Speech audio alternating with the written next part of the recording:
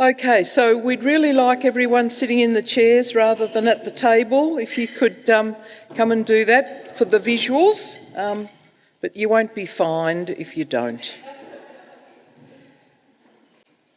Supriya, I think, is going to we're going to, have you got a little video for the acknowledgement?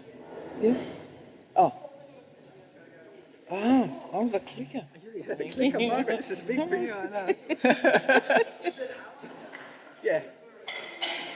So we're going to play a sung acknowledgement of country, which is a poem by a Canberra poet called Hazel Hall that was set to music by Glenda Clockley for a chorus of women, and this is a recording of a chorus of women singing acknowledgement of country. And any chorus of women who are here are welcome to sing along. You ready then?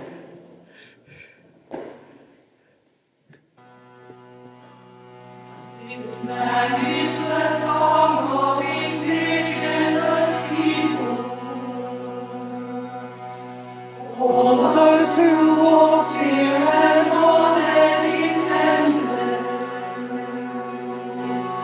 song of the creatures and spirits of dreaming, song of the children and culture they lost.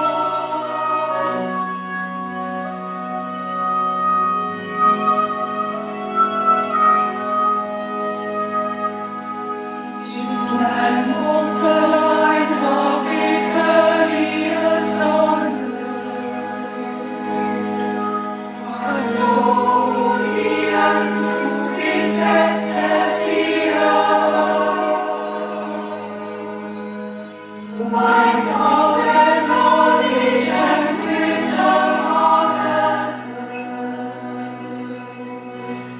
We must to walk with you in concord and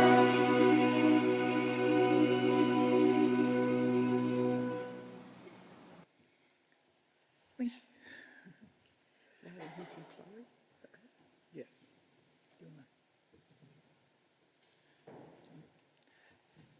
We'd like to welcome Chloe. I think Chloe had her hair down yesterday and today she's got her hair up. And God, that makes it hard to recognise. Chloe, bring it on, babe.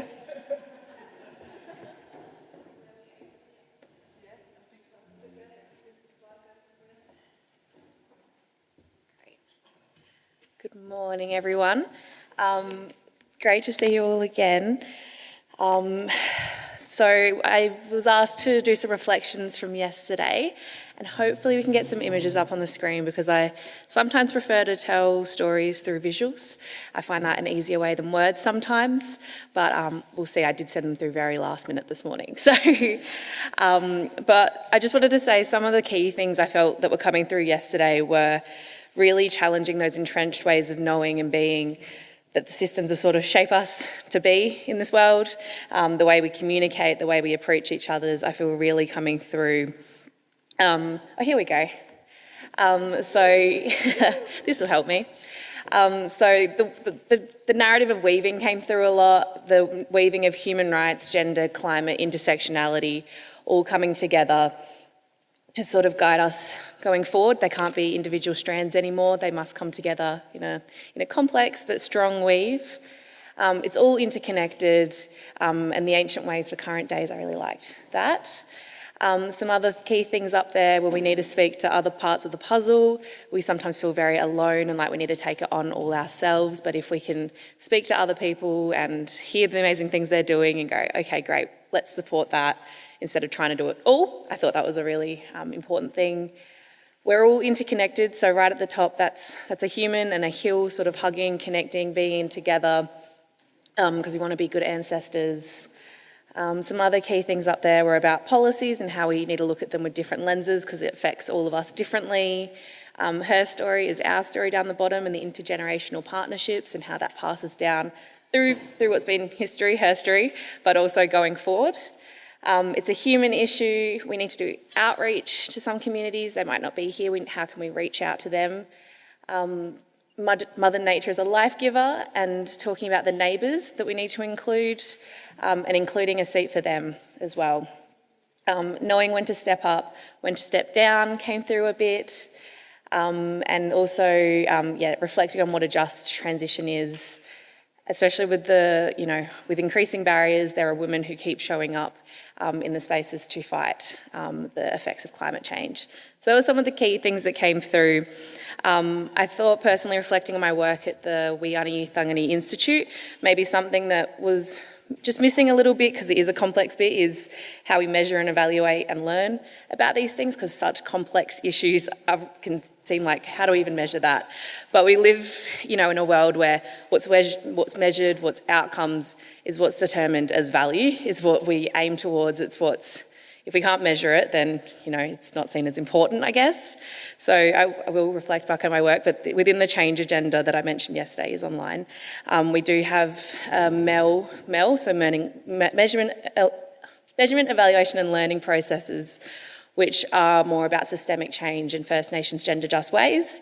And it gives some ways of measuring intangibles and how that can look. So things like, we like to use signals in our measurements. So signals are like what you might see, hear or feel if that outcome that you're trying to see will come along. So it might be something like, instead of saying the outcome is we need more attendance of kids at schools, that's what we're trying to achieve. It's we're seeing more kids on country with their elders. We're seeing kids happier in the playgrounds. It's those sort of signals that can really help us measure some of these more complex, more intangible ways that we want to progress forward.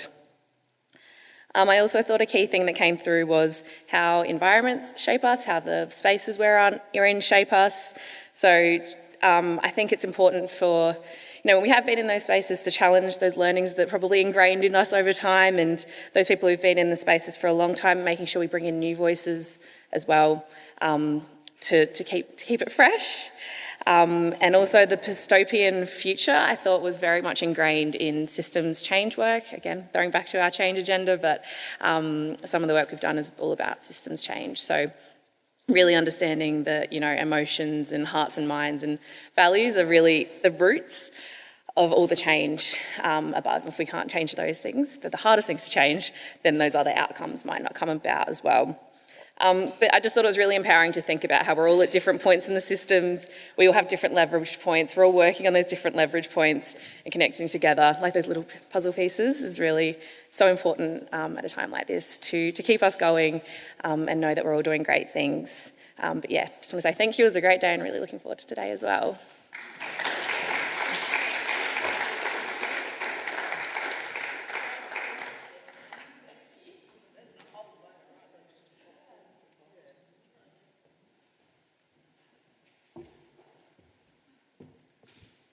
Thank you, Chloe. That's a beautiful connection of visuals and words.